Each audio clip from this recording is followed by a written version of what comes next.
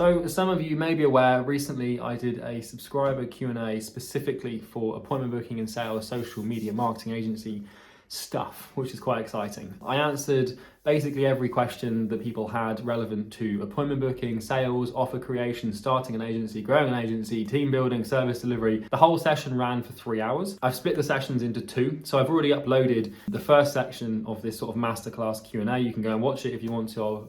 I won't link in the description, probably the video uploaded before this one. But this video is the second part of that first part. So I'd suggest you watch the first part first, but if you want to watch the second part, fucking crack on, right? So my name's Charlie Morgan. Who am I? Why should you trust me? If you're new to the channel, well, welcome first of all. I built and scaled 2 companies, Northflow Consulting, agency, 7 figures, sold it. And Imperium Agency is a multi-7-figure coaching business I run, and it helps people solve the problem of client acquisition in the online space. That's all about me. If you like the video, please like it, comment and subscribe and do all that fancy shit. But I'm gonna cut the clip in now specifically towards the Q&A, and it should change your life with a bit of luck. It should give you some information that will help you solve lots of problems in your business and grow and make more money, which is what I'm here for. See you in the next video. Take care. All right, guys. Well, slight interlude. Thanks for sticking around.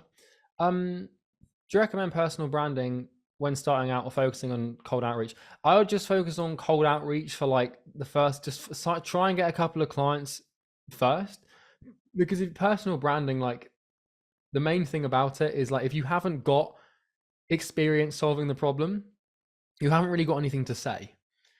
So like use cold outreach to get a few clients and then start observing what problems you run into and what those clients are like and what the intricacies of the solution are, and then produce content around that. If you try and make content for a personal brand without knowing what you're talking about, it will do you more bad than good. It's purposefully why I didn't start YouTube until like 12 months into Imperium. We had like 150 clients when I started YouTube. But then I could start making content that I knew was going to hit home because I was so close to all of the clients, and it was much easier that way. And also, I wouldn't even focus on anything but YouTube, to be honest. Depends on your niche. Any tips on the fear of missing out? I'm a teenager and this holds me back. Like, you've got to realize, so, okay, right, with FOMO, with fear of missing out, it's like, that it's a sacrifice, right? So like, let's say, for example, that all of your friends are going out tonight and you're going to stay at home and do lead sourcing. It's like, okay, well, you might have fear of missing out because your friends are going out and you're not with them. But if you go out with them, you're missing out on generating leads for your business. So do you have FOMO for success or FOMO for behavior that constrains you to the current sense of self you have, which doesn't really drive you forward or help you in any way, shape, or form? It's like, if you actually invert FOMO, it's like all it is just your current sense of self, like clinging on to try and stop you from growing. It's it's just a form of resistance. If you watch my YouTube video on Monday, then it will really help you with that, Andrea.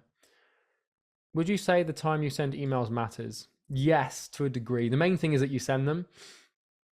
But once again, it's niche related. So like with gym owners, we'd email them at like 5 a.m. because they'd all check their emails before doing morning classes. So like, yeah, just figure out when your niche is going to check their emails. Do you think email outreach for ecom with the TikTok UGC offer is even worth it? Yeah, I think it's worth it. What are some of your tips on hiring a VA from the Philippines to help with account management? Should I create an SOP first, I hire, and then train them on the job, or train them on the job as they go? I would do both. Like, create a vague SOP that is relatively straightforward, and then train them on the job as you go. The answer is usually both. Logan, mate, how's it going? What are you doing there? You should be on the paid calls. I love reading in spare time. I mainly read fantasy. What's your best book recommendations? A good book that will be beneficial for my mindset. Go and read Made in America by Sam Walton. Hi, Charlie. Why did you pick the gym niche? Because I like gyms. Hi, Charlie. Why do you think my open rate is 65%, but the reply rate is only 5% and mostly no's? I have no idea. Could be anything. It could be, I'll give you a list. It could be the lead quality. It could be, and by lead quality, I mean, are they the right businesses? Has everybody else got access to those leads and reaching out to them? That's lead quality. It could be, well, maybe not deliverability, because open rate was okay, reply rate's okay, but it could be deliverability. Could be offer. It could be something called stimulus hyposthesia, which is a word I basically invented because there's not a name for it. So stimulus hyposthesia is basically people becoming numb to the same thing. So are you sending email copy that looks like it's been written by everybody else? Or are you sending email copy that you've written with no understanding of psychology or your niche? It's probably a copy. Like if you can't, when you're writing email copy, right? If you can't break it down and say why you've written certain things, then the copy won't work. Copy needs to be constructed and architected and designed in a way that can be justified and explained by fundamentals of human nature, psychology, and niche understanding. It's like, oh, well, why did you include that question there? Oh, I don't know. I just thought that niche might want to read it.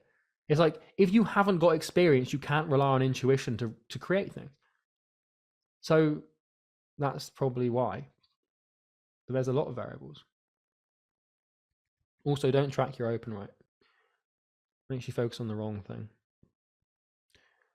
In reference to my above question, I cannot stay interested in books that are written in old-timey grammar. I prefer newer books.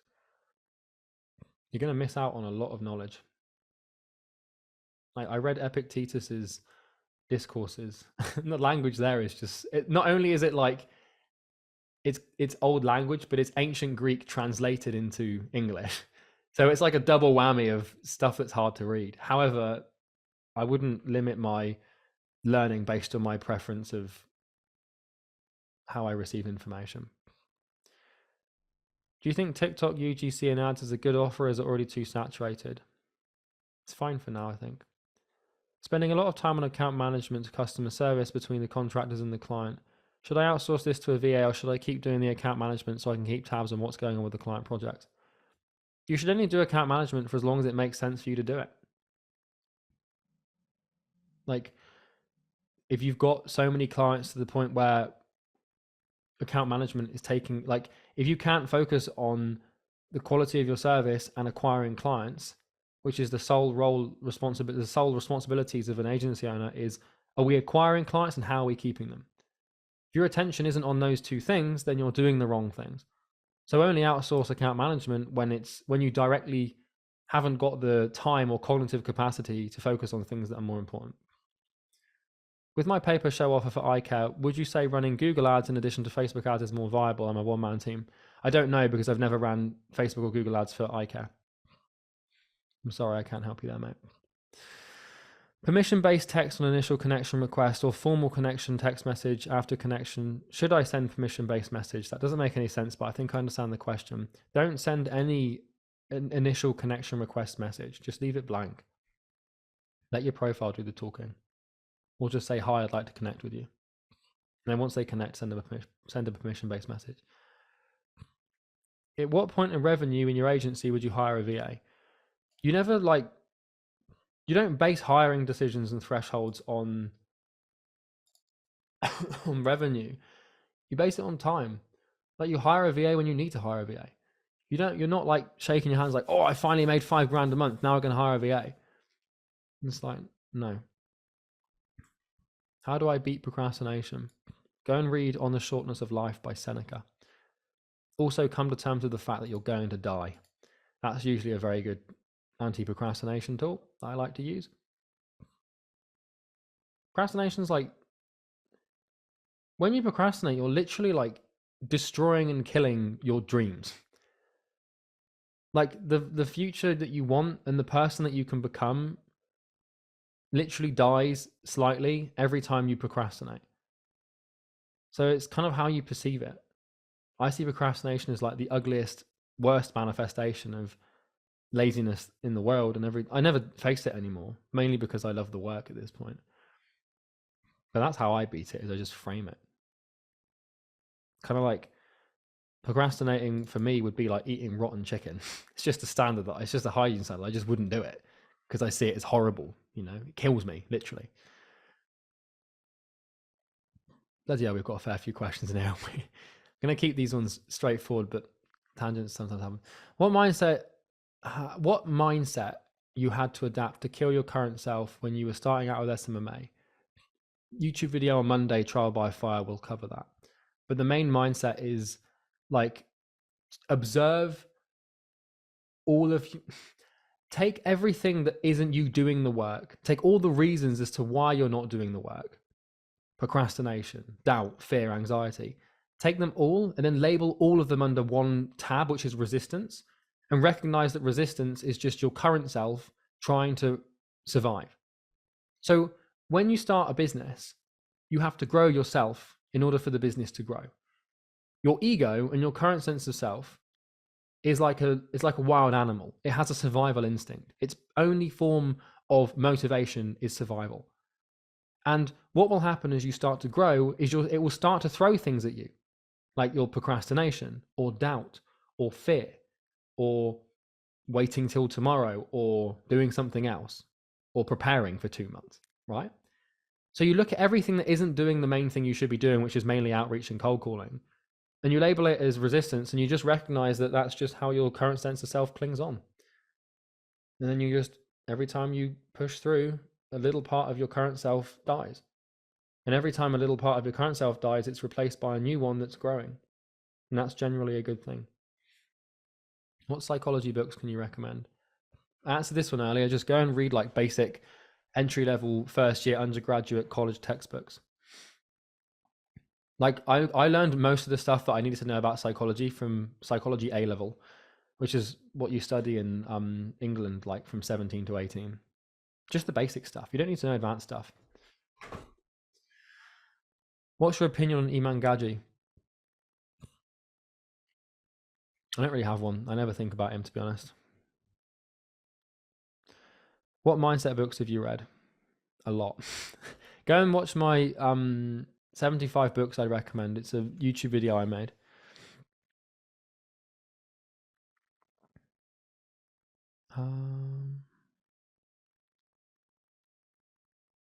What's your way of doing contracts? Are they mandatory? Yes, contracts are mandatory to all clients that join. Someone doesn't want to sign a contract, it's a massive red flag.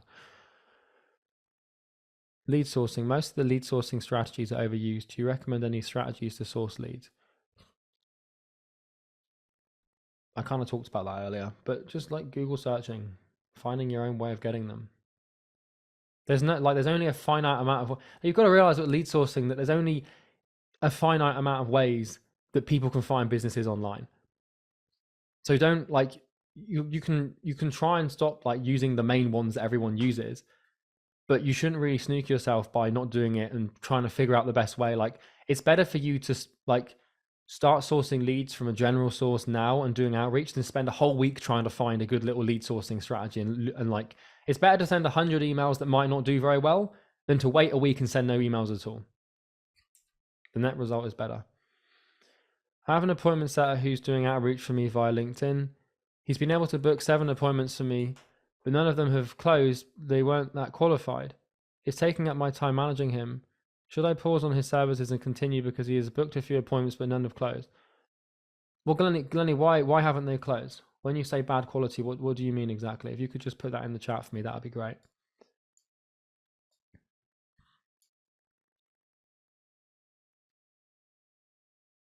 If you're here, yeah, I can see you're here. Then they're not ready to move forward with my services. Well, that's on you, not your appointment setter.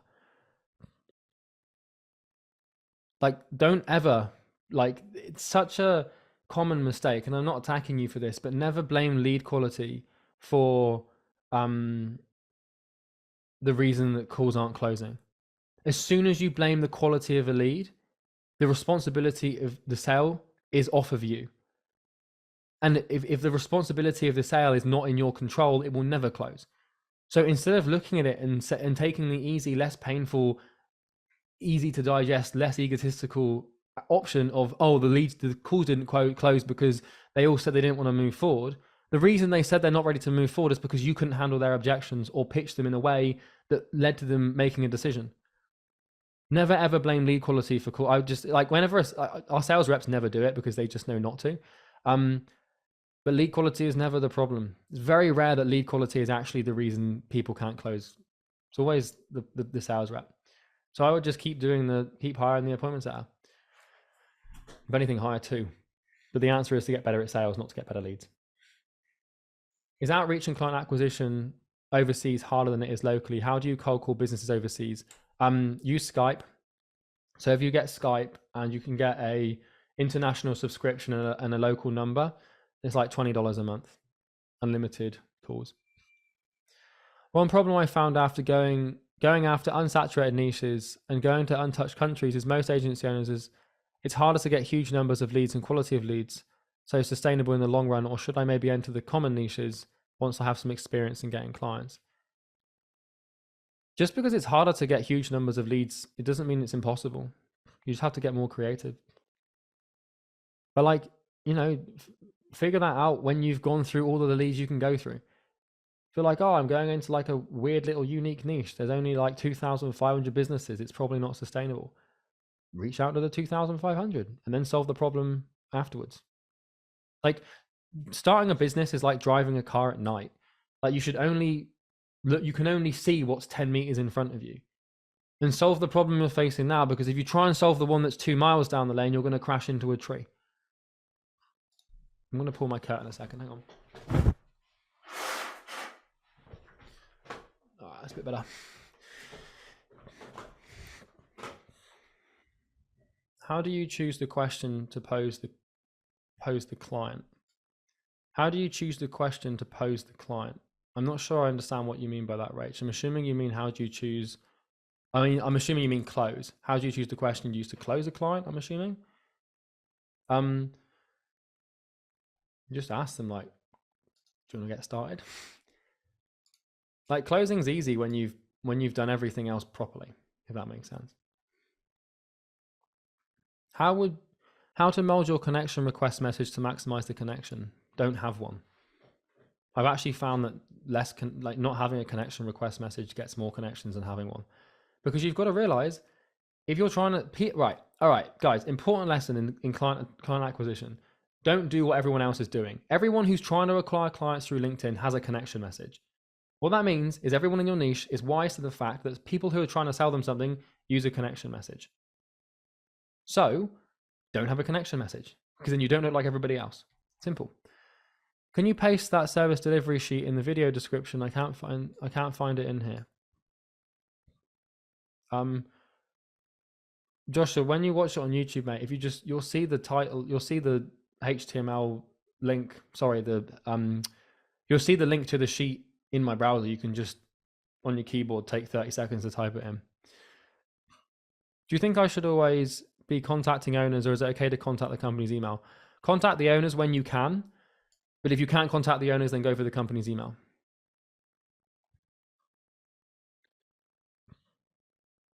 How to absorb the information you learn from books better.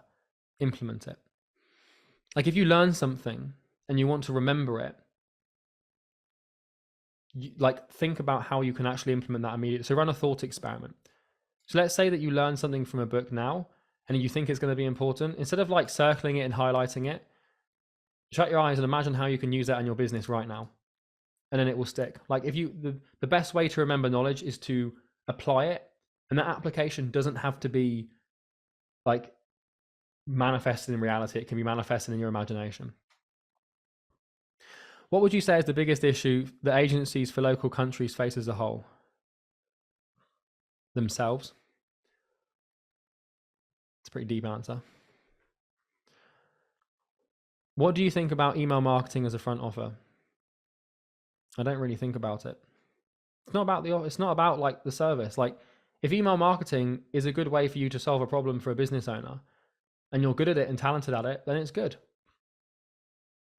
You can't just look at standalone services and say, is that good or bad? It's binary thinking that snookers you and traps you. Whether or not a service is good depends on, it's like a Venn diagram, right? It's what sits in the middle of what you're good at and what you love and what someone actually needs. If it fills both of those things, then you should offer it. If it doesn't, you shouldn't. Or, well, to be fair, if you're not good at it now, you can get good at it. Is it better for me to send a fully fledged proposal to a prospect after a sales call and wait for him to reply, or schedule another call and go through the proposal together? The first thing is never do a proposal. Proposals are just a complete waste of time. So cut the proposal out altogether and then just schedule a follow-up call. The best thing to do is actually just close them on the call.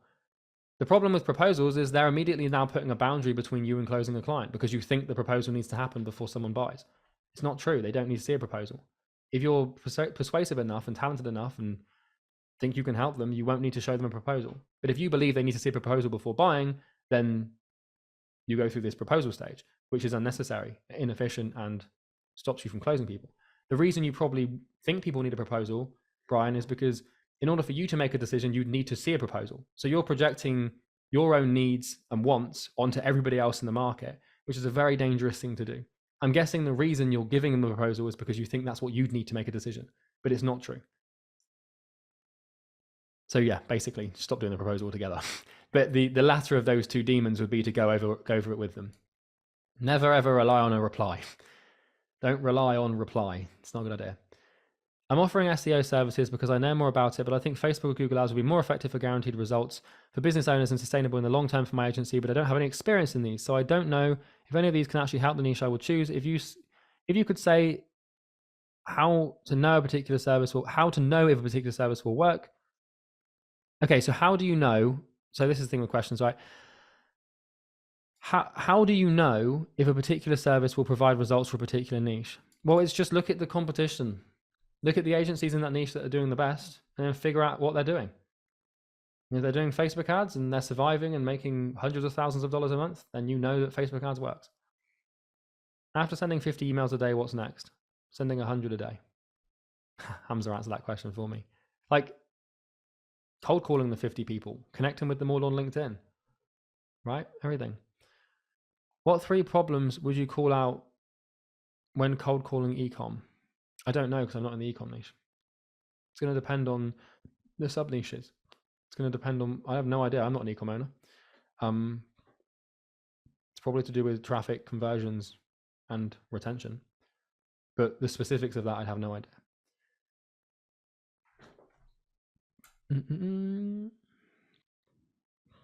How do you become very good at service delivery?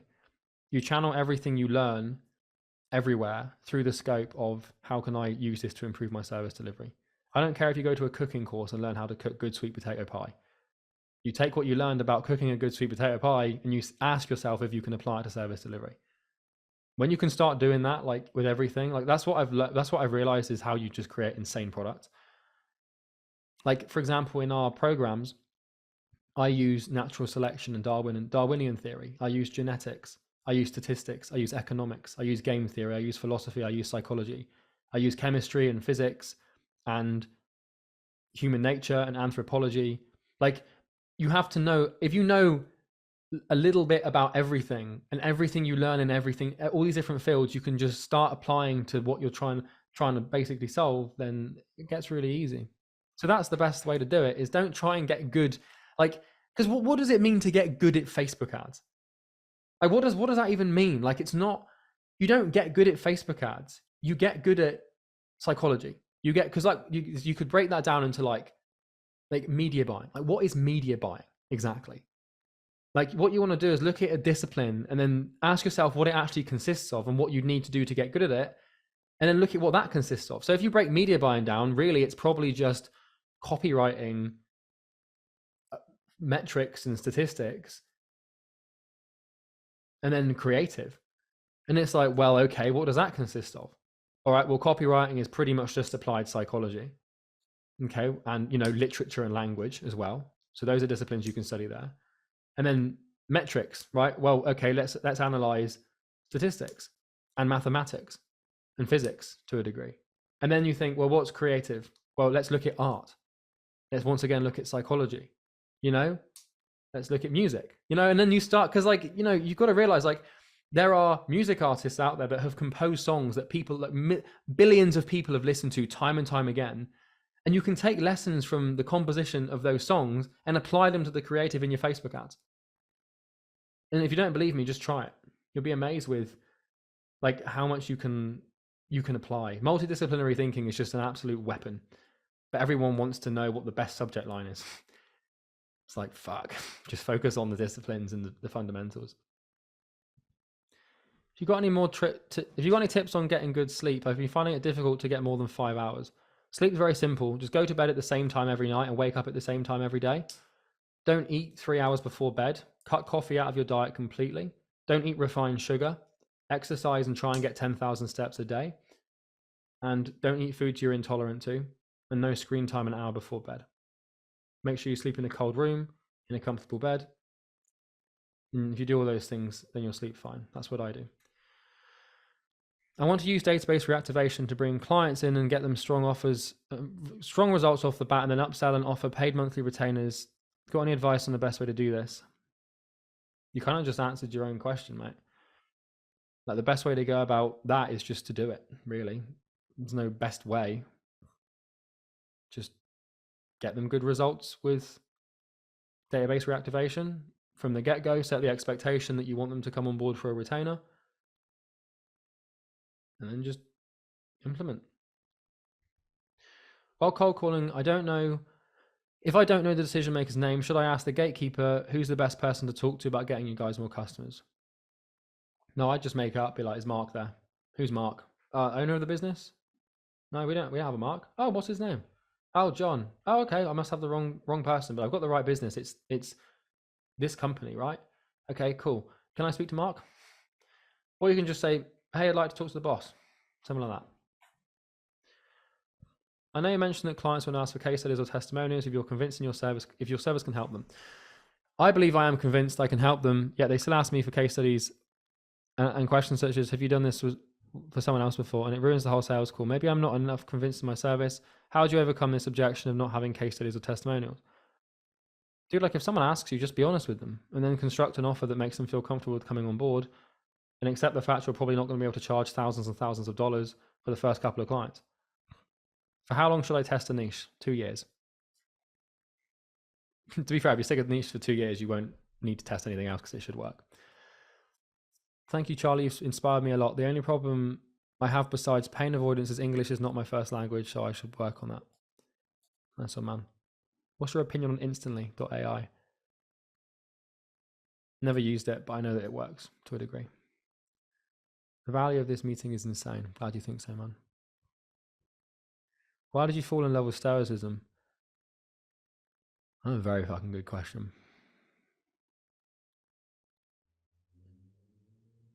Because it's the antithesis of everything I hate. I think. If I list out what I hate, it's weakness, perceived lack of control.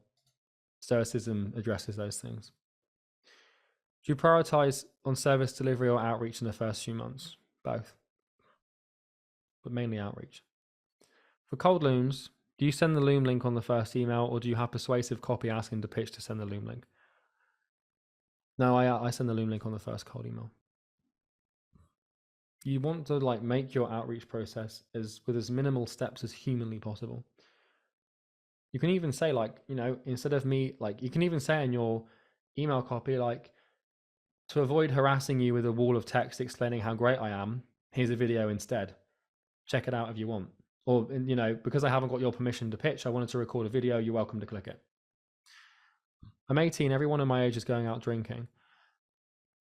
There is a saying, when I was 20, I wanted to be a millionaire. Now I'm a millionaire and I want to be 20. I'm alone in this. None of my peers care about financial freedom or business. How do you deal with loneliness, friends and family calling you crazy for wanting to make money online and saying it won't ever happen? Is there a way to open their eyes to the truth? Yes, the best way to open their eyes to the truth is just to get results. I had the exact same thing, man. Like, all of my social circle, my family, when I dropped out of uni and started my first agency, thought I was fucking insane. Then I started making 10 grand a month. And then they were all like, I knew you could do it. It's lonely, man. Like, the pursuit of a dream or a goal is incredibly exhausting, lonely, and uninspiring to begin with. But if you stick with it, you can go back to those people and be like, drinks on me, I made 10 grand this month. And then they'll tell you they knew you could do it all along. What's your best strategy for lead sourcing? I feel like I've answered that question like 10 times already. So, and I see that question was asked like quite a while ago. All right, best strategy for lead sourcing though is just like, you don't like lead sourcing. You don't really want, like, strategy doesn't matter. Just source the leads and try not to source them the same way as everybody else. And even if there's no way, if what everybody else is doing is the only way to do it, then just do it and gain your advantage in your email copy instead. Having a landing page that has generated some leads and then an offering page, is that offer unique enough? Right, guys, this is another important thing. Your service is not your offer. This is an absolutely imperative lesson in business. What you do is not what you sell. Okay? Let me repeat that. What you do is not what you sell. Your service is not your offer. Your service is not your offer. Your service is not your offer. Repeat after me. Your service is how you get them the results. The offer is the fact that you can get them the results. So what you do is how you help them, and like what they get is the fact you can, if that makes sense. So don't make the mistake of thinking that Facebook ads is your offer. Facebook ads is your service. It's kind of like, imagine it like giving a present to someone. Let's say you buy someone a pair of shoes, right? The shoes is the service. It's the thing they're going to wear. But the wrapping paper, the thing that makes it look sexy and exciting to open, is the offer. I live in the Philippines. I want to grow my agency from doing outreach and cold calling in first world countries. Is it possible to grow an agency by doing that, or should I focus on getting clients in my country first? No, dude, go straight to the first world. Follow the money. Don't reach out to countries that aren't as economically prosperous. You want to operate in markets that are conducive to money. And like, you know, if you're reaching out to companies in a country that isn't as financially prosperous as ones that are, then you're putting yourself at an immediate disadvantage. Best formula to price your service. You price it based on what you believe it's worth and what you feel like you can sell it for. Because if you price something like, there's no formula for pricing. You can because what you can charge is what you believe you should charge. Because if you don't believe, you might price your service and think, right, £3,000 a month. But if you don't believe that it's worth £3,000 a month, then you won't sell it. Right? So you just price based, and then you basically, how much you can charge is pretty strongly correlated with how talented you are at what you do. That was a very subtly handed response to Iman Gaji. Yeah, I don't really think about other influencers in the SMMA space or anything like that. It's just a massive waste of time. Like, it's just, Iman Gaji might be a good guy, might be a bad guy. I don't really think too much about him. Where did you learn to run ads? A biology textbook. That's not even joking. If you want to know how to run ads, then study evolution. I'm not even joking. Like, if you want to know how to create good ads, and if you want, like, first of all, you study the scientific method, and then you study evolution. And if you observe how nature deals with species, and growing species and scaling species, then you understand how to grow and scale ads. It's no different. It's a very unique perspective. But I also learned a lot from just doing ads. Why didn't you hire a media buyer? Because I didn't want to absolve myself of the responsibility of the most important thing in the business. But eventually I partnered with someone that was better at service delivery than me, so I didn't have to do it. How can you still meet your social needs while sacrificing a lot for your business? I've dealt with mental health problems before, and I know socializing is important. Do you think once a week on the day I'm not working is enough, or should I sacrifice my mental health? Well, you should never sacrifice your mental health for the growth of your business. I say that, but it kind of is going to be the way it's going to be for a while. Dude, it depends how much socializing means to you. If you feel like you need to do it, or you go insane, because like, if you haven't, like, it's impossible to have a successful business when you don't have a successful personal life. So if there's something you need, like if you're an extrovert and you get energy from people and you need to be around people to feel happy and comfortable and to grow, then if you try and grow a business without meeting that fundamental psychological need, then you won't be able to grow a business, because you'll be so unconsciously obsessed with trying to interact with people that it just won't work. So I can't really answer that question for you because I don't know how much you need it. But what I can tell you is, if it's making you depressed not being around people, then you should probably be around people. It's more about the activity you do with those people. So if it's like drinking, then, well, no. You've recommended watching war movies before. Should I do that as entertainment on my breaks from work, or in the times I just feel like I do whatever I like? It's up to you, man. I watch war movies because it puts shit into perspective. Like, fuck, man. Like, you guys are all probably quite young, right? if you're a man, you know, you're here and you're, you know, between the age of 18 and 30, you know, 100 years ago, we would have been in trenches eating moldy bread and being shot in the face. And people would complain about their lead quality being too bad. Or they say their biggest problem is that they can't get people to show up for meetings. It's like, if people our age 100 years ago figured out how to survive a fucking war, then I think we can figure out how to keep going when we can't get clients. Really puts it into perspective. Thank you for the call. The value you give for free is life-changing. Thank you. Opinion on Snov.io, it's good. How to do lead qualification, I wouldn't even bother. I really wouldn't bother with lead qualification. Just do sales calls with everyone you can talk to in your niche. Like I can tell you now for Imperium, we take every single call we book is conducted. And we have no screen to who can book. The only thing we do is if someone books a call from a third world country, we cancel the call because the high ticket thing stands in the way of them coming on board. I did about 40 calls, just to clarify that was true. I did about 40 calls with people from India and people from Pakistan, and I used the same process that I used for everyone else. And on those calls, I had a 0% conversion rate, but on the other calls, I had a 50% conversion rate. So now we just don't do calls from third world countries. And that's not, you know, before someone tries to cancel me for being racist or presumptuary, we've made that decision based on metrics. So that's that. But like, we don't focus on lead qualification because you just don't assume anything and sell. Just assume that every single person that you talk to can buy from you and has the money to do so. Because as soon as you get an inkling, like if you believe that a call shouldn't close because of a certain reason, then you will make it so.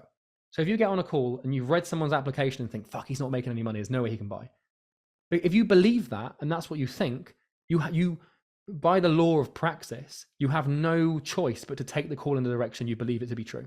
So praxis is a word that denotes giving action to belief. So if I believe that cooking is hard, when I try and cook, I will make it hard. So if I believe a prospect could never buy because of this situation, then I will make the call happen in that way. And the objection you get will pretty much always mirror the assumption or prejudgment you have about the prospect situation.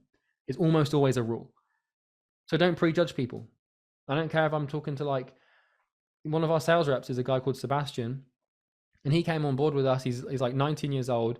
He's in college, and like he wasn't making any money and had no income. And he paid us like $6,000 or $7,000 as a one-time payment. If I prejudged him and thought he didn't have the money, then the call would have gone in the direction of the opposite. Jan says, can I ask you a quick question on the mic? Yes. Hey, Charlie. Yeah, so the quick question is, I know that you like to use like GMass, I think, for sending emails. I saw one of your videos. My question is, it was more on the HTML side, is I know that open tracking is bad, as you said, but specifically, you know, do you think sending from Gmail platform really affects the deliverability? Because also, I know it's kind of a lazy thing to say, but using like something like Instantly kind of brings it more hands off. And I know that they have like special tools that like make it look like, you know, custom domain tracking. So it's from your domain, and that you can send it like without having that like, you know, HTML code inputted to open the tracking. So I'm wondering what's your opinion on that? Like, if I don't use GMass to send emails. Or like, I still recommend people manually send emails. which There's one software that we're using at the moment that seems Instantly deliverability is okay, and so is QuickMail. So both of them still work. You can still use them to send emails, but you should deliver to the inbox. However, long term, if you always want to have reliable deliverability and not have to constantly, it's like Lemlist, for example, right? So like Lemlist was delivering fine, and like, dude, everyone's businesses relied on Lemlist. Like if Lemlist broke, their entire acquisition chain broke. So this is the main thing I don't like about softwares that send emails, is it's like every now and then, internet service providers like Gmail or Google will just fucking wipe out like an entire software that can send emails. It happened to Lemlist like 6 months ago. So if you don't have these backups or these other ways of doing it, and then suddenly like the software you use gets wiped out and you can't send emails for a month, then you're fucked. So yeah, like Instantly works. QuickMail is also fine for deliverability at present, but I will always prefer manual sending because I'm not doing it myself. I get a VA to do it. So I'd never send any emails myself. But manual sending with a VA, I feel, is more reliable than using a software, but it depends. Generally speaking, you want to make the decision to do what is hard, not what is easy. It's a pretty good model to use, but to answer your question in short, yeah, you can use them, but just be careful. Should I sell my service for free in the beginning or pay on results? Pay on results. Free isn't actually attractive to a business owner. Pay on results is way more attractive to a business owner than free, because free denotes cheap. We don't value what is free. You know, if someone was like, Charlie, I'm going to give you a free car, I'd be like, oh, for God's sake, what car is it? It must be awful. So free doesn't actually have the effect you think it has, at least on business owners. Is it useful to watch YouTube or just read? Depends on what you're reading and whose YouTube channel you're watching. They're both useful. Like, it's not like YouTube's better than reading or reading's better than YouTube. It's what you're reading or who you're watching that matters. Do you use any of the cognitive biases on yourself to help drive you? Sometimes, but not really. They're usually more for persuasion and avoiding mistakes. How are you able to speak very clearly and concisely on videos, or even here, and give phenomenal advice to people?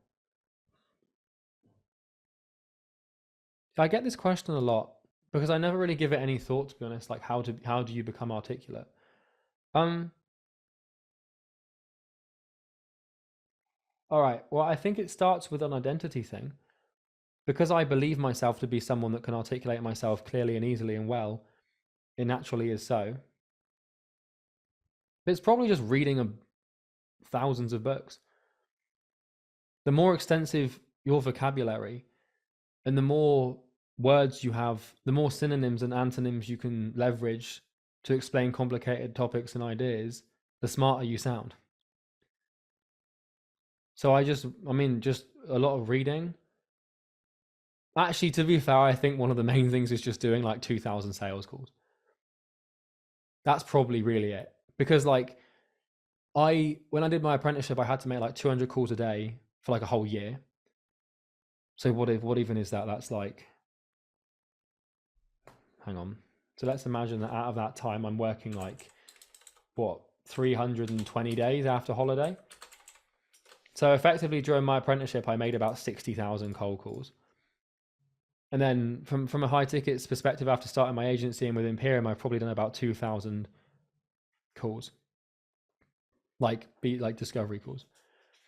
So when you've spent like, do you know what? I put my 10,000 hours in. That's probably just what's happened now that I think about it. I've spent 10,000 hours communicating ideas and giving advice and listening to people for well over 10,000 hours. So it's just practice, really. Why did you go for a minimalistic life? Because if you want complexity in your work, it really doesn't help if you have complexity in your personal life. Because like you have to come home to something. So like when I finish work, I like to be able to come home to a nice, simple life.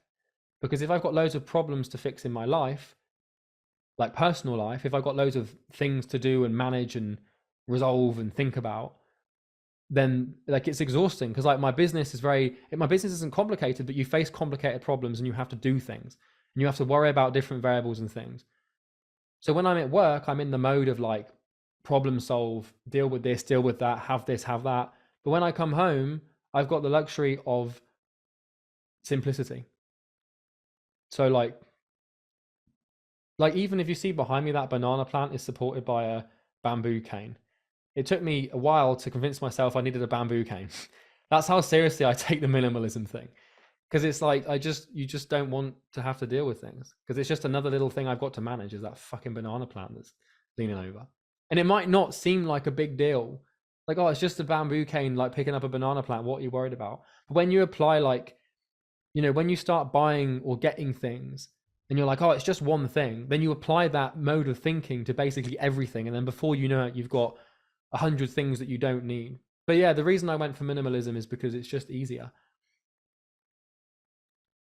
Because if you want complexity in your work and you want to deal with that effectively, then it helps to give your brain rest from dealing with complexity elsewhere.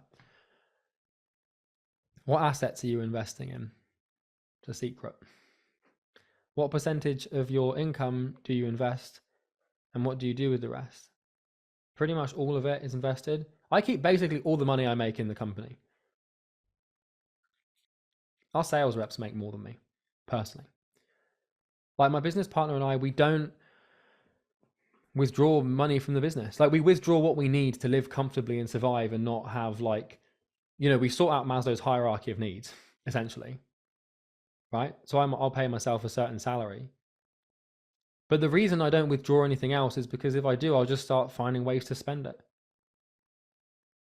So what do I need? Like I've got a big house with like 2 bedrooms and a big office and a really nice lounge and a big kitchen that I live with my girlfriend and 2 cats that I love. And I live in a decent neighborhood. Like I don't live in a fancy house. Like I'm the antithesis of like what you're supposed to be in the online marketing space. I used to have this really expensive glass paneled flat with these massive windows but it was just, I didn't like it. It was just like, fuck this. But like, I just drive like a normal Audi A5. It's like 15 grand. I wear a Casio watch. My rent's not very expensive. I don't have a Lamborghini. Like all I want to do is just build a good product. And like, if I go and start buying shit for myself, then like if I buy a nice car, like the cost of buying that car isn't the money, it's the time that I have to spend driving the damn thing. So yeah, I just kind of we don't pay ourselves a huge amount of money, so we don't need to. Like all of the money just stays in the business. And we've got this massive war chest. Like sometimes I look at the money in the bank account, I'm just like, oh yeah, we can, at any moment's notice, we can make any move we want because we've got so much cash. And there's nothing that could happen to our business that would wipe us out completely. We've got enough cash in the bank to sustain expenses for fucking ages. Like years and years we could go without making any money, but we'd still be fine. So yeah, that's what we instead of like, because there will come a point where we withdraw that money and invest it and start doing stuff with it, but not until everything crashes. When everything crashes, when we have another 2008, that's when we'll start to buy things. How do we sign the contract online? I use DocuSign. Will you be posting this conversation on YouTube for your next upload? No, it'll probably be in the middle of October. Just so you guys know, like I'm always like a month ahead on YouTube uploads. So like, I never risk consistency because my only objective with YouTube is to be consistent. So I'm literally always like 10 videos ahead. I'm always like 3-4 weeks ahead. You recommend no email warm-up services in your deliverability videos. They're a better alternative doing it manually. Yeah, I would use GMass now, or GWarm. No, what's the other one called? GMass or Warmbox. Warmbox. You can warm up like that, or you can do it manually.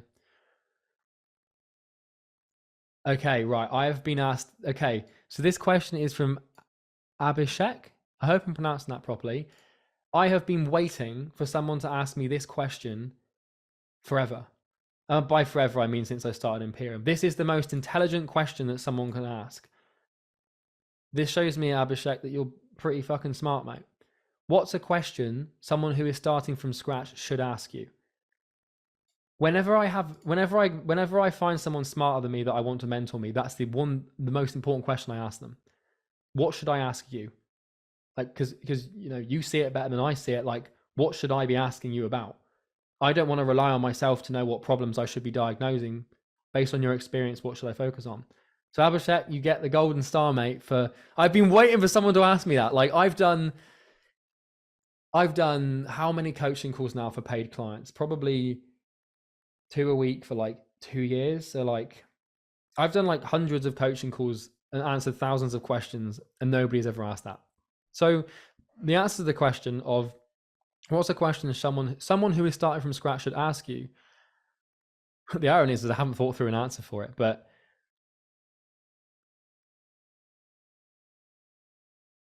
What's a question someone who's starting from scratch should ask you? I would say, what's the main thing that I should avoid? What's the main thing I should not be doing? Because like, instead of focusing on what you should do, if you focus on what you don't do, that's way more important. So if someone asked me that question, like, what's the question someone should ask from scratch who's starting out? I would say, what should I avoid?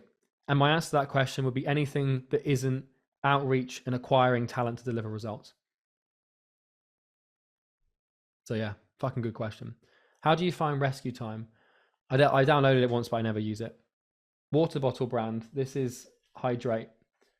This is a 2.2 liter bottle from Amazon. It's very good. What made you decide that you want to make $1 billion? Is it to have a more fulfilling life? Ash, when you get to a certain point, mate, like, money is more about keeping score of how well you're doing as opposed to actually acquiring anything. So it's kind of just like a score. It's like a high score, like a video game. It's like kill death ratio in Call of Duty. Like, the better your KD, the better you are at the game. So for me, it's just like how much money I have acquired is how good I am at the thing. So I don't really care too much about the money. It's just a measuring stick of my success. Is there any way I or anyone in here can provide you with value in exchange for what you're giving us here? Not really, man. Just the best thing you guys can do for me is take my advice, apply it, and then just do well. That's the main reason I do the channel and these calls and stuff. No, I'll be honest with you guys. The main reason I do it is to grow my company because it contributes to the growth in a massive way. And it's a selfish intention of me to make money, if I'm honest with you all. But second to that is helping people, right? I'm not going to bullshit you all and pretend that I'm just some sort of Satan that's doing it selflessly. But the best way for you guys to return the favor, to answer your question, Simon, is just do really well. That would mean more to me than anything, to be honest. Like, if someone came to me in like 12 months and was like, I've watched all your videos 5 times, I applied everything, and now I make 15 grand a month and I pay my mother's mortgage and sent my brother to college. Fuck, that'll make me cry probably. So yeah, that is probably the main thing. And then just, yeah. Do you think it's possible to grow an agency from doing outreach on Upwork since the clients are more warm? Yeah, I mean, it's possible to grow an agency, but you won't scale like that. Upwork, you have no control over the kind of clients you sign, the kind of services you deliver to a degree. But you can get your first few clients from Upwork, but you won't be able to build a simple, sustainable, scalable business from it. It's not a good long-term strategy. I bought a course from a person here in the YouTube advertising, a method they call the hybrid program. And the main premise is you get social media management clients and you outreach that to people who provide social media marketing services. Can I ask what you think about this method? Oh, I see. So you get social media marketing clients and then you have a good relationship with them, and then you go to agencies and then you're like, oh, I can give you clients. I would just go and get the SMMA clients. Don't be a fucking middleman. Just go straight to the end. If I was in the UK, is there any way to meet you in real life? No, not at the moment. Unless you stumble upon me, then you can say hi. I don't know. I might do a live event, but no, not right now. What mistakes should beginner SMMA owners avoid? Doing anything that isn't outreach or getting good at what you do. Like I mentioned. Letting your emotions make your decisions is a very big one. That's a huge one, actually. That's very important. Because, like, do you know what, actually, like, one of the most important things that I've learned in business is to remove, if you can remove emotions and see things for what they are, not for what you are, not for who you, if you see things for what they are, not for who you are or what you want them to see as, then you'll really make better decisions. Because where you are right now in life is the sum of every single decision you've ever made. If you think about that for a second, it's kind of scary. It's like where you are right now is the amalgamation of every single action or decision, like every single action you've ever made, right? And every single action you've ever taken or made is a result of every decision you've ever made. Now, I don't mean decisions like conscious decisions, should I go to university or not? I mean decisions that have been automated habitually, right? So what time you go to bed or what you eat, right? Things like that. But like mainly like the removal of emotions is a weapon, because when you can start handling stuff without getting involved personally, then yeah, you really grow. There are a lot of people who say that video games are a no-go. Do you think it's okay if you do it after all the work tasks for the day? Yeah, I still play video games. People demonize video games, but like, you know, with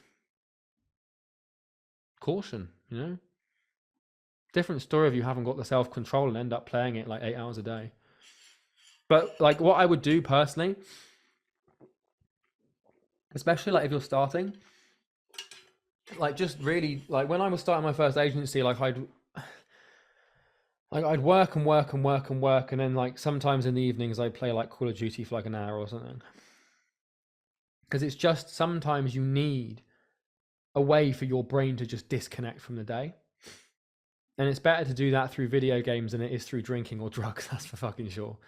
So there's nothing wrong with having a vice as long as you're more of a vice to it than it is to you.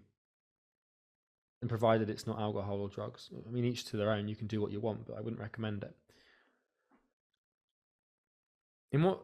In what should I be investing in my agency except time? Yourself. You are the agency. The better you are, the better your agency. Your agency is not separate to you until you have a team of at least 4 or 5 people who you're hiring to do things for you, not follow tasks. So that the second the agency separates from you is when you hire someone for a skill-based role, like media buying or sales, because then that aspect of the business is the other person. And that's a really important thing to remember.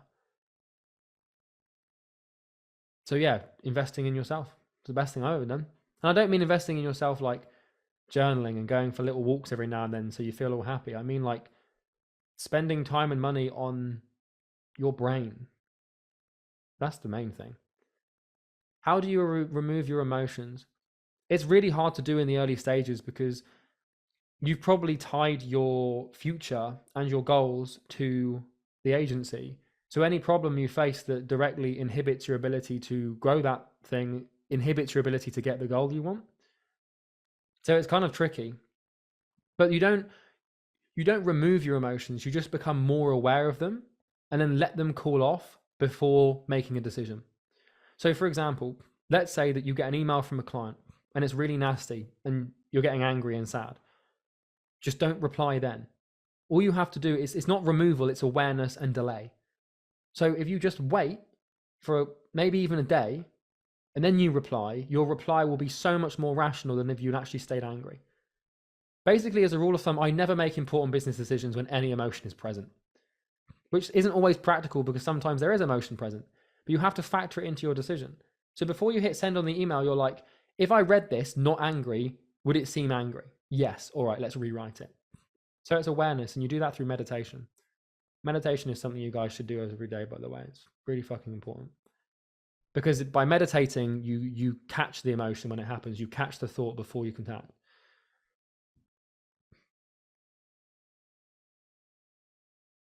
Will you be having chats with agency owners again? The chat you had with Daniel, who scaled an agency from just referrals, was really insightful.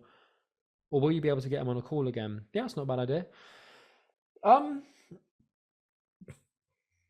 Yeah, I could do some like guest talks, I suppose. The thing is it gets really complicated. Like you start, like the YouTube channel is doing well and it's growing well at the moment. Like when you start getting guests and stuff, you've then got to align calendars, and then you've got to set aside time, and then you've got to set it up and make sure it's recording. And it just adds so much complexity when like it's easier to make videos that are just me, if that makes sense. Like I've optimized YouTube for appointments and subscribers, but also efficiency. Like I can record 3 10-minute videos, get the titles and descriptions written and get them uploaded in an hour. And like most people take like 6 hours to do like 5 minutes of content. So Sometimes I feel sleepy or very tired, so I feel like I do my work later. Is it my monkey brain telling me this? Probably not, man. You're probably just eating foods that you shouldn't be eating or you can't digest properly. Like fatigue and physical and mental tiredness is an effect, and every effect has a cause. So just like think like, well, what am I eating? And then just start cutting foods out and introducing different foods. Or like sleep better. But either way, you should be doing the work. But it's impossible to work when you're eating food you're intolerant to and your inflammation levels are so high that your body has no choice but to just slump like that, you know? Could you share your daily routine? Yeah, sure.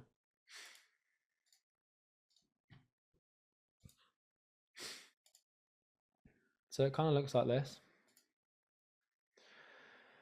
So I wake up at 7 and then I go to the gym. I'm in the gym for 7:30. It's very straightforward. I work out 4 or 5 days a week. Typically just strength and conditioning training to failure, 40-minute workout, sometimes shorter. Then I stretch. And then I come home and I have a cold shower. Then at 9 a.m. I meditate for 20 minutes. And then from the first part of my day is miscellaneous tasks like support stuff for clients. So I do support. I deal with like any questions from the team.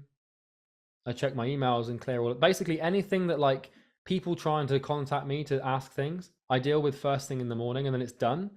And then I don't do it until the next morning. So I only check Facebook, email, LinkedIn, the main ones are just Facebook and email and sometimes YouTube comments.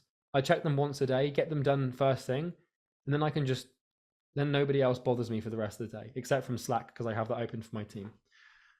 Then at 10 a.m. I have a call with my business partner, which usually lasts for about 10 to 15 minutes, but sometimes it goes on longer. And what we do is we have a list of items we need to discuss. So like I won't disturb Bo's my business partner, right? So I won't disturb Bo throughout the day with information. I'll put it on items to discuss tomorrow. And then on YouTube is usually when I record YouTube videos and YouTube is usually done on Mondays. But usually like at this point, it's not always Mondays. So what I'll do is basically, this is more accurate. I'll work on whatever I'm working on from 10:30 to 12. Then I eat my first meal at 12 for an hour. The key to a lunch break is to take a break and not do anything. So all I do is I get my phone and my speaker and I go downstairs and I put on piano music and I eat my food with no distractions. I'm not watching YouTube. I'm not listening to a podcast. Sometimes I'm not even listening to piano music. All I do is basically just eat and play with my cats for an hour. And sometimes I'll just like lay on the sofa and just stare at the ceiling for like 10 minutes. It's giving my brain a rest. There's no form of stimulation in that hour. Then I work on projects again from 1 till 3:30, and I usually take a quick break again at 3:30 and eat another meal. And then I work from 4 till 6:30, and then I plan tomorrow at 6:30. Then I eat again at 7, and then I'm supposed to finish at 7:30, but usually I don't finish until a bit later, which is a bit naughty, but depends on how much I've got to do. I said naughty in such a weird way then, didn't I? And then, I go to sleep at 10:30. And then on Mondays at 4 p.m., I do a coaching call for Imperium clients. And then I do sales training for all of my sales reps and appointment setters on Mondays, Wednesdays, and Fridays. And then on Saturday, I work Saturday mornings, and then I finish Saturday daytime, and then I always take the whole of Sunday off. And that's what I do.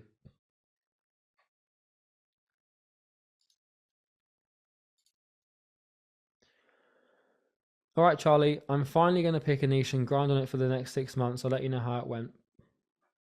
Yeah, do it for 2 years, not 6 months. Is it worth getting an Aura ring? Yes. The way I see Aura is like, it's useful to get your sleep in check, but once your sleep is good, then it's no longer useful. Because what I started to do is, because I'm conscientious and I optimize by nature, I had my sleep in a good place and I started trying to over optimize it.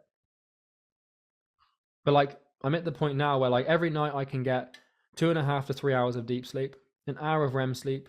My heart rate is way down. My heart rate variability is nice and steady.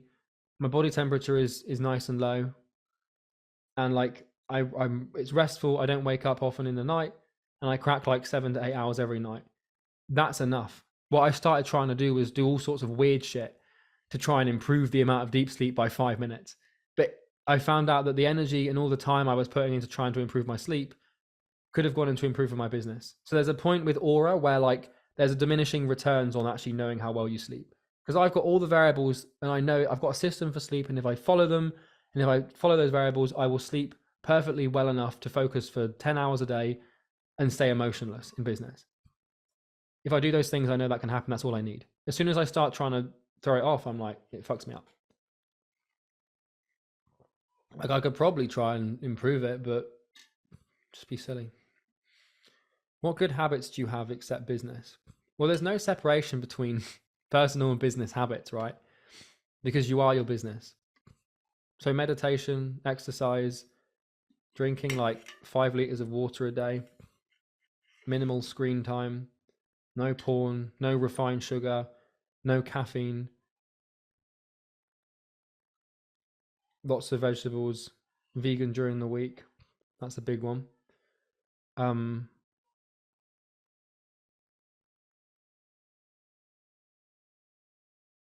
Visualization to a degree, I suppose. And just focus. Do you believe in God? I don't know. I haven't thought about it that much. I believe there's something, but I don't know if I classify it as God or not. I don't know. Maybe I did not go to sleep. Anyways, do you use Instagram, TikTok, or other social media apps? No. Like, if you want to be poor, download TikTok. If you want to be poor, have Instagram. I'm not even joking. Like, they are probably, alongside like drinking alcohol and stuff, any form of social media, if you have social media on your phone, you literally have in your pocket something that is holding you back from achieving your goals. And I don't mean that lightly either. Like, social media is just destructive to you and your business. Everything about it is awful. Bar a few things, like remembering your nan's birthday is quite an important one. But like, if you're on TikTok, like, you will actually just stay poor, because TikTok literally fries your attention span. And also, like, I downloaded TikTok once and I wanted to try it for like 2 hours. And I was just like emotionally fucked after it for like 2 hours. And I realized why. Like, if you spend 2 hours for a TikTok to go viral in your For You page, from my observation and my thinking, it has to carry an emotional weight. It has to make you feel a certain way to go viral. So if you spend 2 hours scrolling basically through different emotions, going from angry to sad to happy to elated to motivated to sad to anxious to depressed, like, it's just, all you're doing is just scrolling through different emotional states. And then, like, how do you think you're going to work in business when you're trying to sit down and work? And it fucks your attention span. It makes you think long term. There's nothing good about it. It's awful. Like, if you have Instagram or TikTok or Facebook or YouTube, like all of these things that you have on your phone, just delete them. You've literally got something in your pocket that is keeping you poor. So just get rid of it. It's like one of the most telling signs of like whether or not someone's successful in business is what apps they have on their phone. Like, I'll show you guys my phone if you want. Hang on.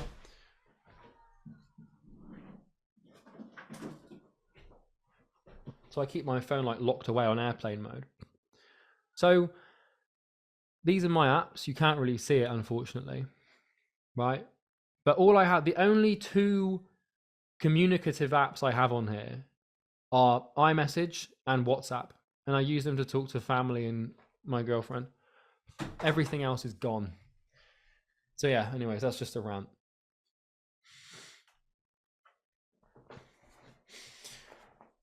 I'm more productive at night, and when I wake up early in the morning, I feel demotivated and can't seem to get myself to work. I've tried to restructure my circadian rhythm, but it doesn't seem to be working.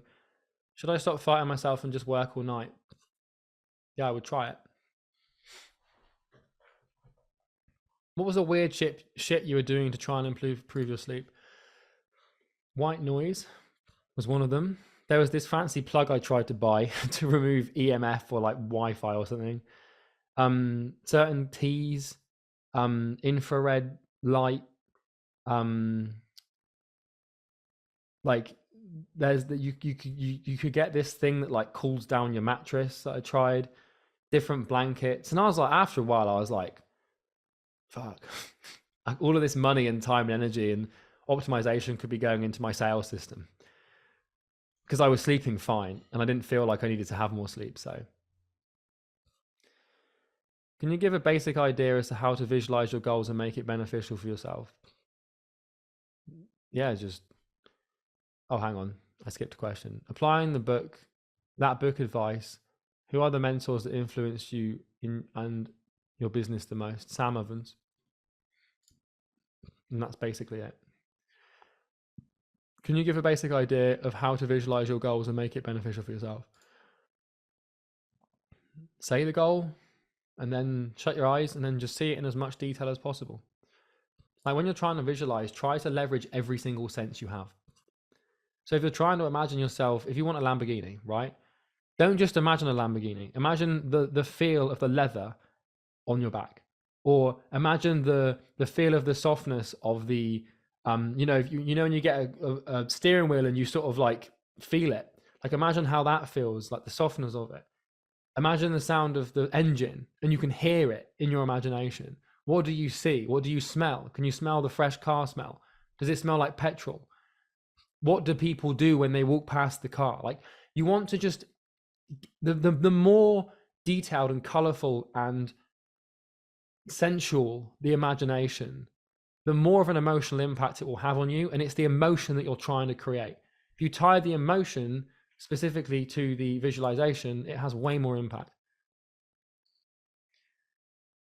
What stage of your business are you supposed to, I think someone asked me a question that I completely skipped, which was how much money should I be making in my business before, if I decide not to go to uni?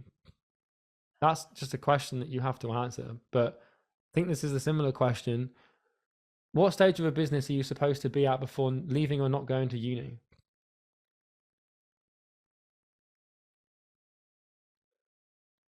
I don't know, man. That's such a personal standard that I couldn't really give you advice. But for me specifically, a couple grand a month. Yeah.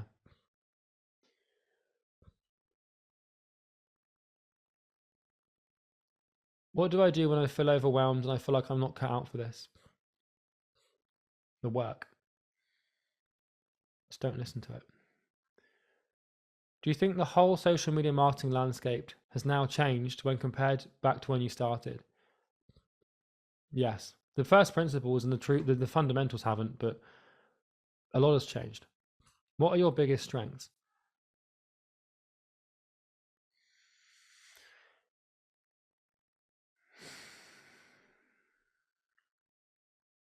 Persuasion.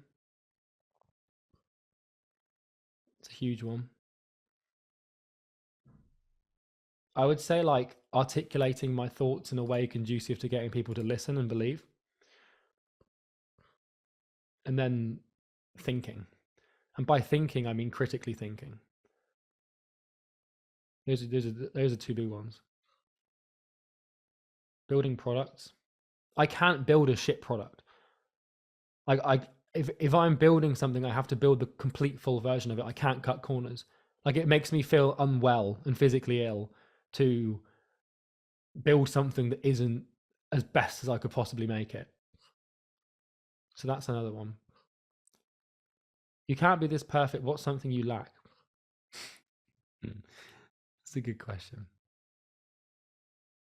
Okay, so the dangerous thing is I can't clearly see what I lack, and that is what I lack.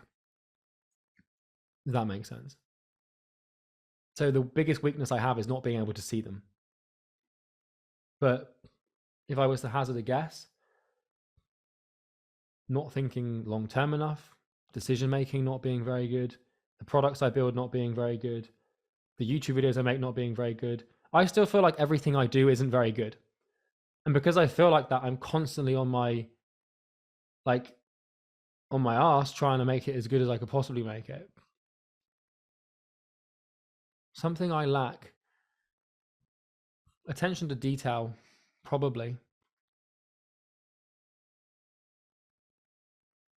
Like if I look at my business partner, Bo's much better with numbers. He's so much better with numbers and accounting than I am. Counting is something big that I lack. And keeping a track of the numbers and the details. What values are you most committed to?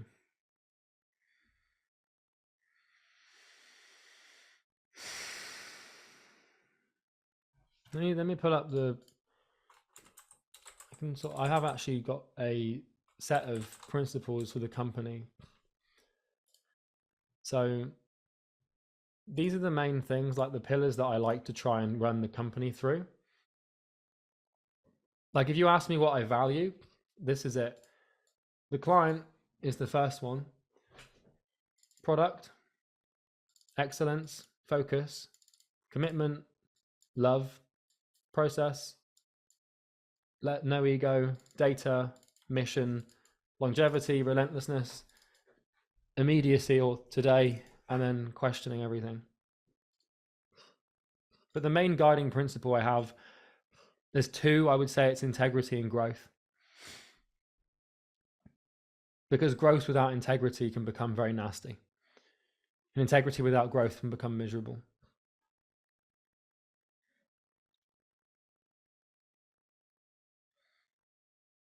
What's one question that you've been waiting for someone to ask on here on your consulting agency, but no one hasn't asked that question? I like this reverse engineering. It's very clever.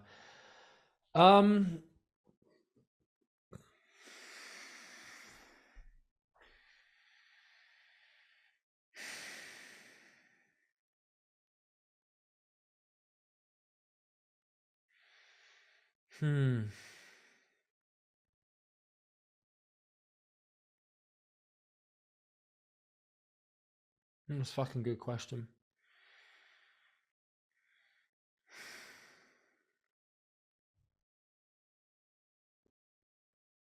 I would say it's more to do with, instead of it being a specific question, it would be a type of question. It would be the fact that people don't ask questions enough about the fundamentals. They don't ask enough about the principles. They ask too much about the objects or the stimulus. So like in a client attraction, you have a stimulus and you have a fundamental. A stimulus is the shiny thing. It's the niche. It's the service. It's the copy. It's the subject line. It's the email deliverability platform. It's the new strategy or the niche, or like it's the physical tangible assets you have as a business owner. But what people don't ask about enough is the fundamentals. Like when I say fundamentals, I mean core principles of disciplines, and also how to think and mindset as well. Like, but yeah.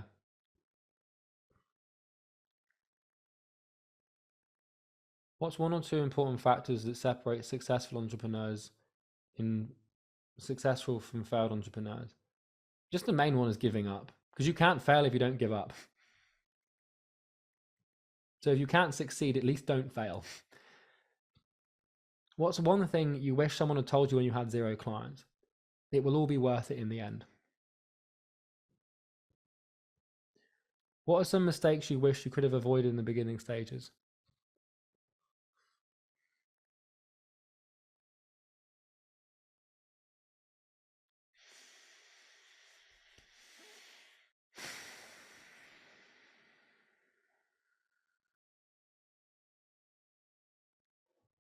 Do you know what? I don't think there's any mistakes that I want to necessarily avoid, because I learned from all of them.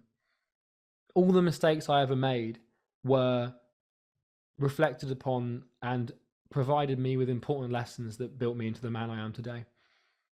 So I don't think I would have gone back to try and avoid any of them. What's the war map? The war map is a spreadsheet that my business partner and I use to track all of our tasks.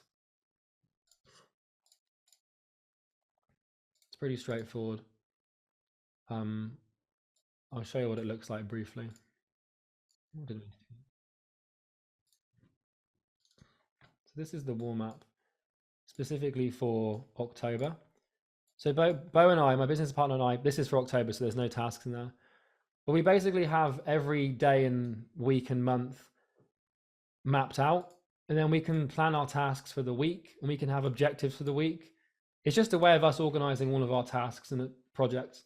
You don't really need one of these until you've actually got a company and you've got a lot of clients. But when you've got systems and teams and shit to manage, like being able just to see your entire month in one click is quite important. That's the wall map. In fact, we've been going for 3 hours. Maybe I should split this into a 2-part series. That might not be a bad idea. You mentioned that your fear of not being good at numerous things. However, you say that you visualize yourself being good. So how do you manage this contradiction in your mind? Very good question. You kind of just get used to it after a while. So like it's a non-binary thinking thing, right? So like okay, so here's how I manage it, Joshua, right? So I believe that what I produce isn't that good, but I don't believe it in a way that's derogatory to my progress as a business owner. Instead, I believe that if I think that, then I will be good, if that makes sense. So I achieve greatness through believing that I am yet to be great. I also think have I missed a bunch of questions here? Because I feel like someone asked me what my plan was to get 1 million subscribers, and I just completely skipped over it. Yeah, I did miss it. It was Simon's question. I'm sorry, Simon. I completely forgot about it. Charlie, how are you planning on hitting 1 million subscriber count? I don't think there's anyone that no, the SMMA market isn't big enough for 1 million. Right now, I'm not optimizing for 1 million subscribers, mate. The goal is appointments and growth of the company and achievement of the mission. If I feel like I want to get to 1 million subscribers and optimize for fame more than business growth, which can be synonymous, then I'll start making more generic videos. But for now, it's just fine. How to be more consistent and disciplined.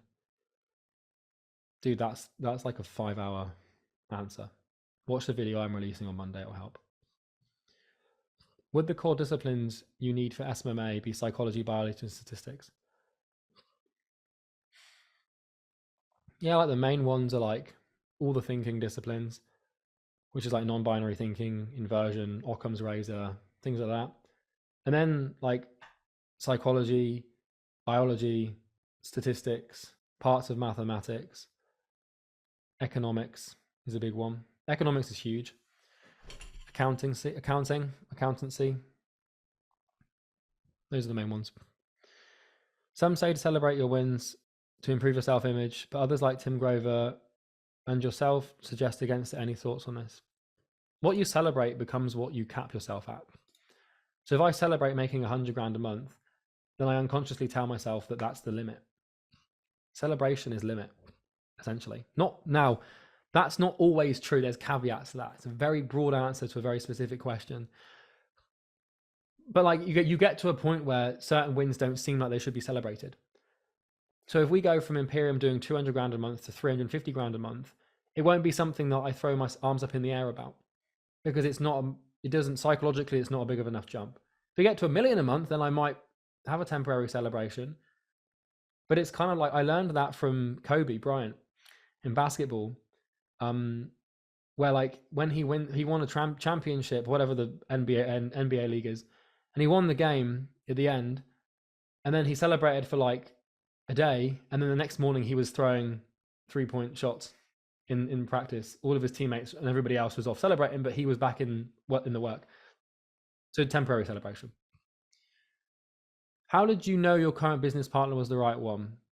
Well, we worked together. I sold for Bo before we partnered. So we had a good partnership between sales rep and owner before we actually partnered.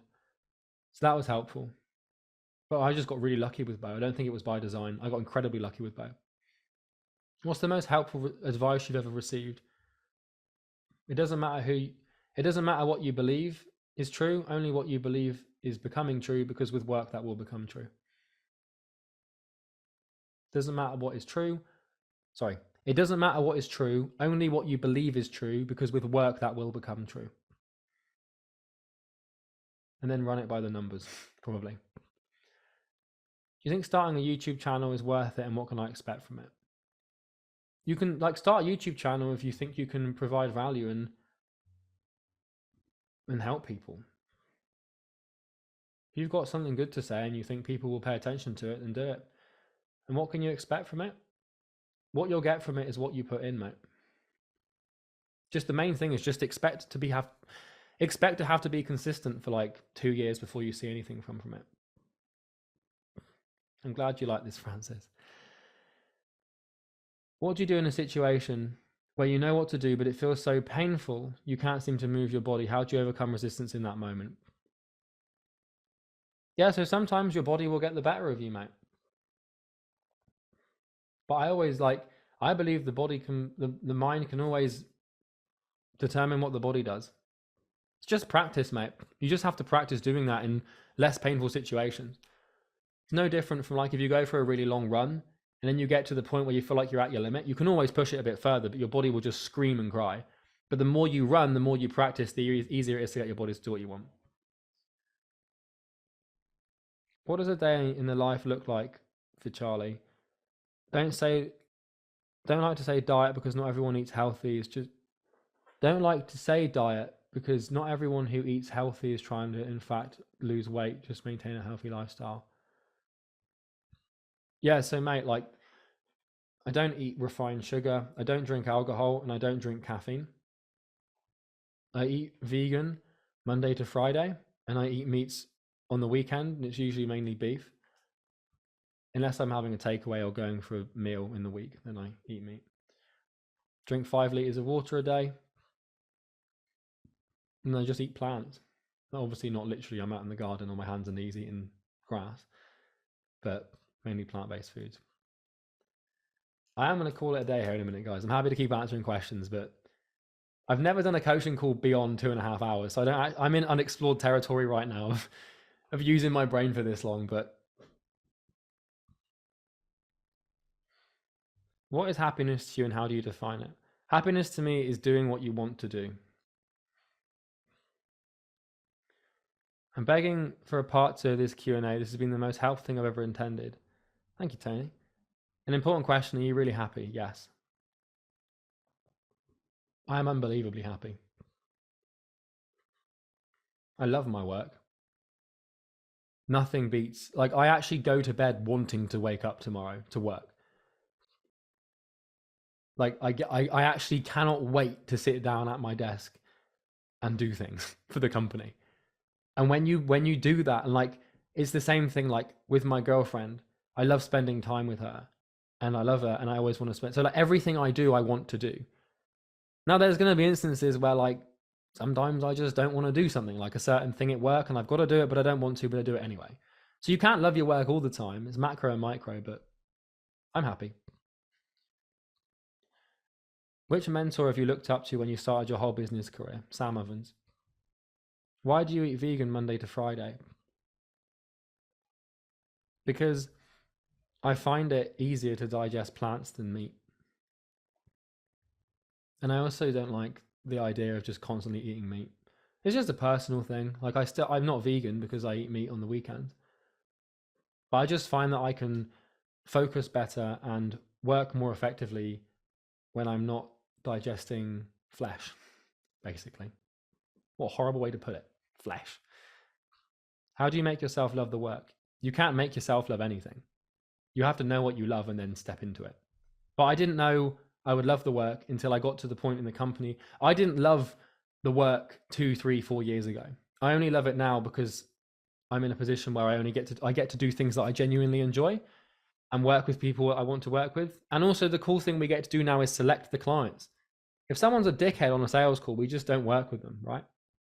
So that's why I love it now, because I've got no issue being consistent with it now because I'm in a position where I make millions of dollars by only having to do things that I really want to do. However, like when I started, I didn't necessarily love it. So you can't apply what someone's doing at 7 figures or multi 7 figures to say productive and apply it to your situation at less than 6 figures. If you work a lot, will you learn to love your work, or will you work with your beginning? Were you in love with working since the beginning? Like I always kind of, it wasn't necessarily the work. It was the fact that I got to manifest my conscientious nature. The buzz cut worth it? I think so, yeah. I'm growing it back though. When will be the next time you do a conversation like this again? Christmas, maybe? So basically, it's worth it to go through some years of pain and then, yeah, so that's basically the point, Andrea. Like, go through 5 years of just hell and then you get to heaven, which is a very deep religious metaphor. But like, yeah, I've just put myself through like 4 years of just fucking pain. And then, you know, it's kind of like pain is like money, right? It's like earning money. Eventually you get to go and cash it in. So you've got a bank of pain, and the more you build up through the company, you know, and healthy pain, right? Don't go and like try and purposefully stub your toe every day before work so you can get out of it. But like the more you put yourself through, the more chips you have to cash in at a certain point. From being absolutely terrible to very good at cold calling and service delivery, is it just volume that matters? Yes and no. Like it's volume, but then it's also having it's basically it's applying feedback, because you can just do cold calls and cold calls and cold calls, but the only way you improve is by listening and basically applying the feedback as to why something didn't go the right way. The faster you can the faster that you can identify, apply, and assess feedback is the faster you'll grow. What are your views on Andrew Tate? Don't really have any. Yeah, don't really have any. All right, 3 hours and 10 minutes. Not bad going, is it? I don't know if I should just upload this as like one big 3-hour video, or if I should do it as a couple of 1-hour segments. I think I might just do it as one big video. Has this been helpful? I'm asking a question that I think I should know the answer to. Yeah, I'm glad you found this helpful, guys.